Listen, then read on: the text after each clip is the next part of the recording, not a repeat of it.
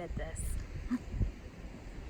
All right, so we're here at Guantanamo Bay, Cuba with Danielle Zaveta. Hi, Danielle. Hey, Amy. Please tell us your current job title and position. So right now I am a project manager and a data analyst at a private consulting firm. All right, what kind of work do you do? So I specialize in fisheries work, mostly focusing on oysters in the Chesapeake Bay, as well as the blue crab fishery and some of the other finfish work going on there as well. Awesome. And when did you know this was what you wanted to do? So getting out of grad school and trying to plan my next step, I was looking for an opportunity where I had, not the same job day in and day out. I wanted to be challenged with different projects, and I really found that private consulting opened up the door that one day I could be working on some freshwater fish analysis, the next day going out and working on oyster boat and looking at oyster sanctuary. So every day I'm challenged with lots of different things going on. Nothing's routine. That's great. And so here's the hard question. How do you, if you do, maintain a work-life balance? Or what are some of the challenges for you as a female scientist? Well, that one is something I'm still working on. So I'm only 4 years into my career.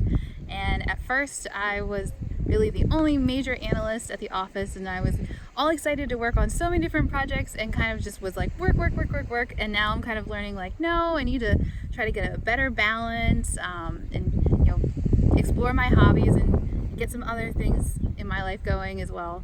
So still kind of working on that. I mean, I get excited about doing field work and deadlines and things. So I'm trying to start scheduling things so I have time for friends and family as well as running around doing cool projects. Great. All right, so what is one thing you wish you had known when you first started pursuing this career?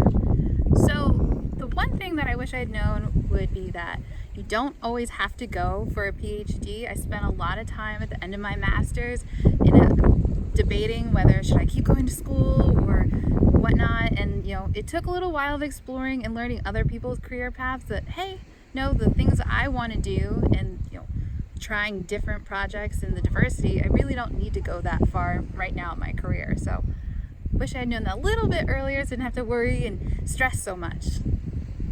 All right. Okay, so here's the tough one. Describe one challenge you have overcome in your work or personal life. So I think maybe just locking down that work-life balance and just accepting it and realizing I can't be 100% all the time in all the directions, and just really working on that balance.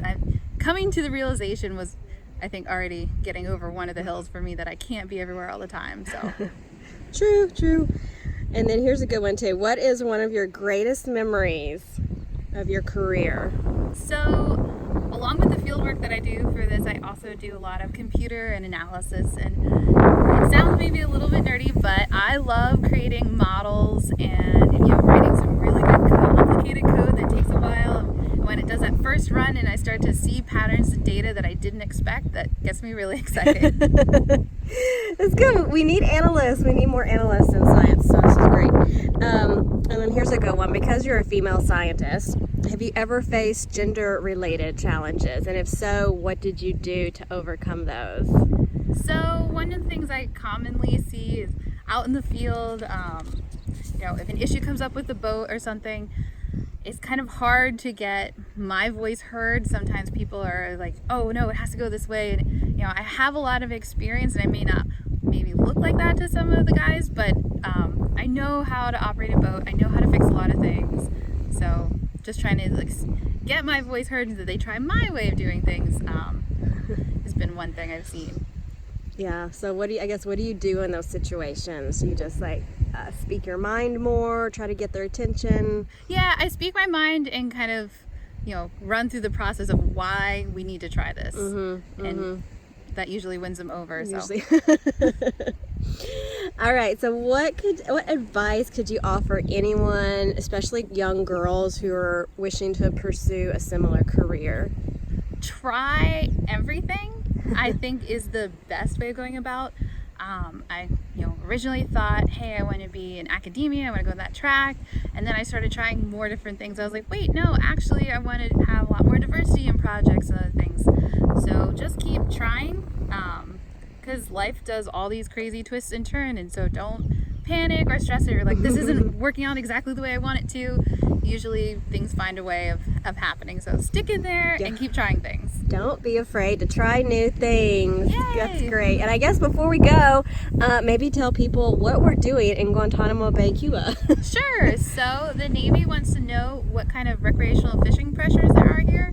There's lots of different fishers. We have people going out just on a Sunday afternoon trying to catch some fish, to more people that love fishing and invest heavily in the sport fishing. They go head out there and do some deep water trawling, and so we're looking at the types of fish they catch and getting the size and weights of the fish. So Great. Thanks, Danny, for all your great wisdom and info, and keep on rocking those data models. awesome.